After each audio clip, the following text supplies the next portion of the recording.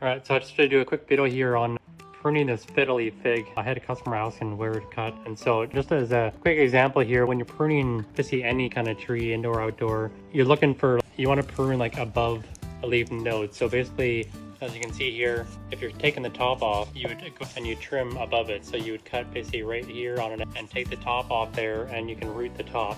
And then the bottom here, it'll branch off on the bottom, but it'll also branch off lower down as well, hopefully down somewhere here. If you only snip just barely the top off, it'll just grow most of the time on the top. It usually doesn't sprout at the bottom. So whenever you get these trees, the standard form trees brought in as Fiddle Leaf Fig, you can see where they cut it last time, and the point on where they cut it is actually fairly thick. It's like something like that, which tells you that they would have cut pretty far down on the tree to get it to branch off. So I would even go down to this leaf here and cut above that leaf right there, and then you can root the whole top. You can root this whole top piece. Take off the bottom leaves, just keep the top maybe 2 or 3 leaves because you don't want the energy going into these older leaves. Put it in a glass of water. Make sure you do your water change at least once a week, and that should root pretty quick. And then because you cut it down further, it should branch off further down on the stem here other than just regrowing at the top there.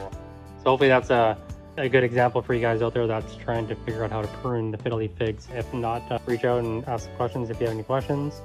If not, I hope this video was helpful anyway. All right, thanks, bye.